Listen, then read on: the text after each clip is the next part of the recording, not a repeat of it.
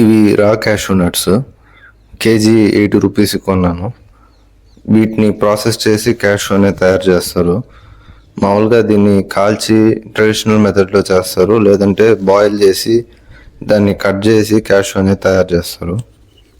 ఈరోజు hand pounded cashew ఎట్లా తయారు చేస్తారో చూపిస్తాను. ఇది షుగర్ కేన్ వేస్ట్, చెరుకు పిప్పి అంటారు. ఇది మేము మల్చింగ్కి వాడతాము. ఏదైనా చెట్లు వేసినప్పుడు మిడిల్లో గడ్డి రాకుండా దీన్ని పరిచేస్తే కలుపు అనేది ఉండదు. ఇది డీకంపోజ్ అయ్యి ఎరువుగా కూడా మారిపోద్ది.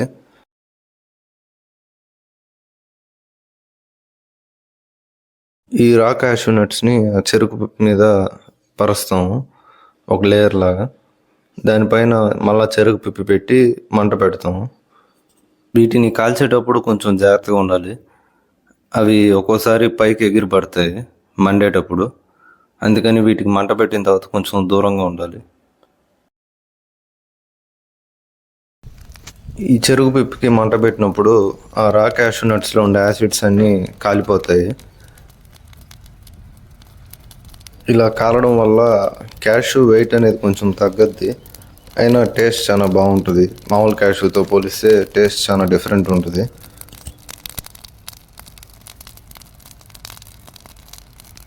అవి కాలిన తర్వాత పక్కకి లాక్కుంటాం బూడిదలో నుంచి బయటికి. ఒక్కొక్కటి విడిగా వాటిని పగలగొట్టి దాని నుంచి క్యాషూ నట్ అనేది సపరేట్ చేస్తాం.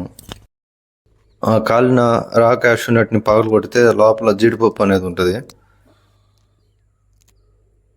ఎప్పుడైనా సండేస్ అలా ఇలా కాల్చుకొని తింటాను. మనం తయారు చేసుకొని మనం తిన్నప్పుడు ఆ ఫీలింగ్ వేరే ఉంటుంది.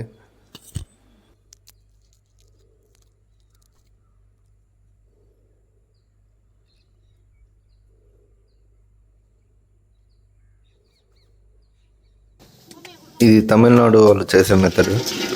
ఒక పాత్రలో ఆ రా క్యాషూ నట్ వేసి బాగా హీట్ చేస్తారు.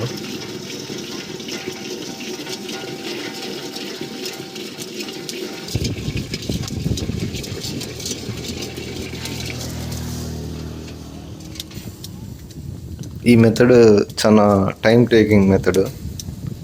డైలీ 30 to 40 kgs చేస్తారు. అది కూడా కంటిన్యూ ఈరోజు చేస్తే ఒక 2-3 days గ్యాప్ తీసుకుంటారు. వర్కర్స్ కూడా దానికి చేయడానికి దొరకరంట.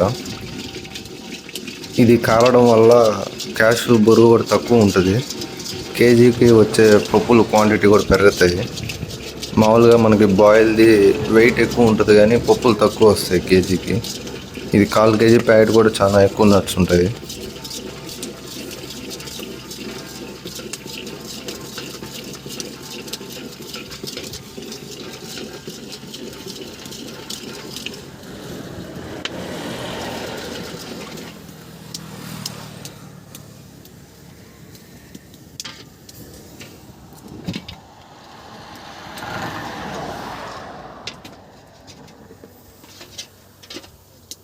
ఆ కాలిన రా క్యాషూ నట్స్ని పగలగొట్టిన తర్వాత వచ్చే హ్యాండ్ పౌండెడ్ క్యాషూ ఇలా ఉంటుంది.